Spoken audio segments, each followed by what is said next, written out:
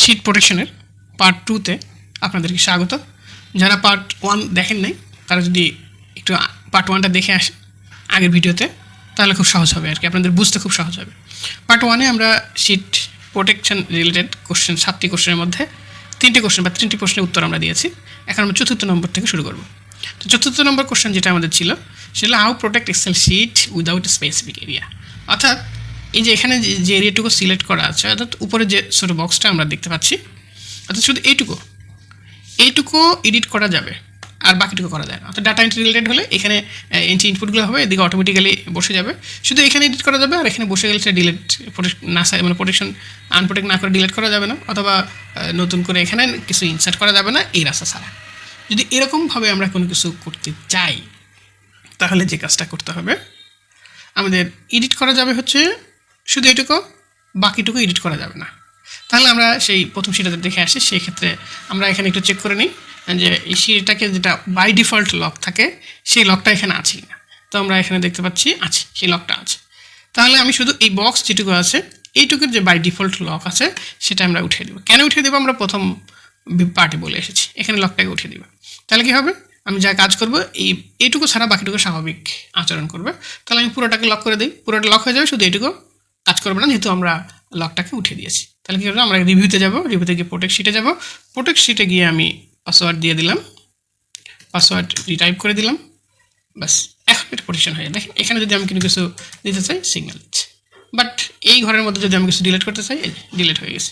অর্থাৎ sheet protected sheet without specific area, এটুকু area ছাড়া বাকিগুলো আমার কী হয়ে গেছে, প্রোটেক্টেড হয়ে গেছে। এখন এটাকে আমি আবার এটাকে আমি আনপ্রোটেক্ট করে দিলাম পরবর্তী প্রশ্নের উত্তরের জন্য। আর এখানে যেটুকু আমি বাই ডিফল্ট আনলক হয়েছিল সেই লকটাকেও আমি এখন লক করে দিলাম। তাহলে পুরো শিটটা আমার স্বাভাবিক অবস্থায় ফেরত আসলো। ওকে, এরপরে কোশ্চেনটা হচ্ছে 5 নম্বর, how sheet protection of excel in protected sell.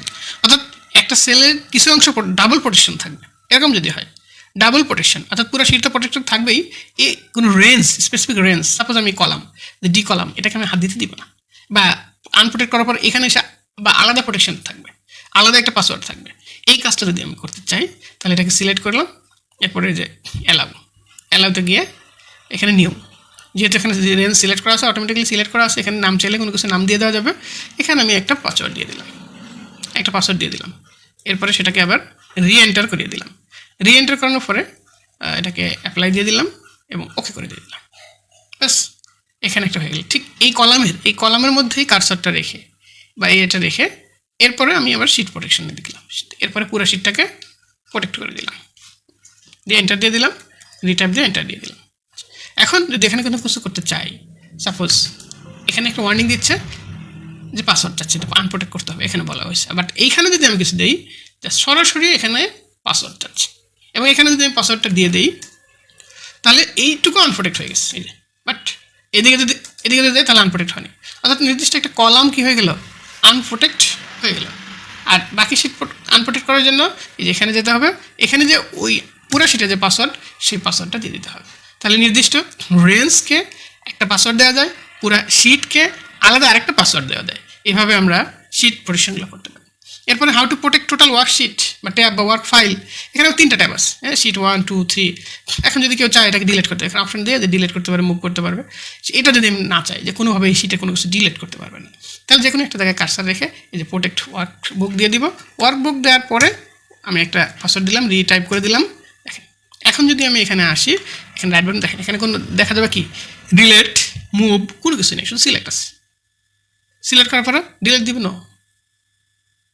এখানে কোনো কিছু সে অল ডিলিট করে দিতে পারবে, পুরো ফাইলটাকে ডিলিট করতে পারবে। এই জন্য এখানে অল শিট দিলে তখন সে এই ডিলিট অপশনটা আনবে না, এখানে তো আসেনি।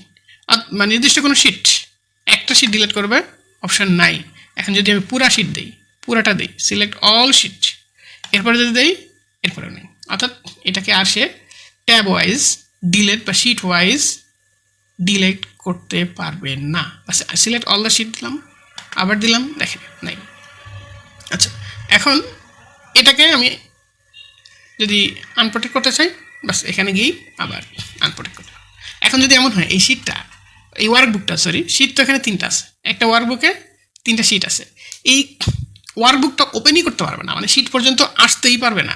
সেটা হচ্ছে কি, এই যে how to protect total workbook, শুধু ট্যাব না, টোটাল ওয়ার্কবুকটা যদি আমি প্রোটেক্ট করতে চাই তাহলে কী করতে হবে? তাহলে এখানে ফাইল মেনুতে যেতে হবে। ফাইল মেনুতে যাওয়ার পরে যে ইনফোতে যে গেলাম, ইনফোতে গিয়ে প্রথমটা দেখি এনক্রিপ্ট উইথ পাসওয়ার্ড, এখানে আমি দিলাম। দেওয়ার পরে যদি 1 2 3 দিয়ে দিলাম, একটা পাসওয়ার্ড সাপোজ দিয়ে দিলাম। দেওয়ার পর সে আবার রিএন্টার করতে বলছে, আবার রিএন্টার করে দিলাম। এখন যদি এই শীটটাকে আমি ক্লোজ করে দিলাম, ব্যাস পুরো শীটটাকে ক্লোজ করে দিলাম। ক্লোজ করার পরে এখন যদি এখানে আবার যদি লগ করতে চাই, ওপেন করতে চাই শীটটা, কাজ এই যে, তখন এই যে আবার পাসওয়ার্ড দিয়ে খুলতে হবে, নাহলে সেটা সে খুলতেই পারবে না। অর্থাৎ হাউ প্রোটেক্ট টোটাল ওয়ার্কবুক বা টোটাল ফাইল যাই বলি না কেন, সেটাকে যদি আমি প্রোটেকশন করতে চাই তাহলে এইভাবে করতে পারবো।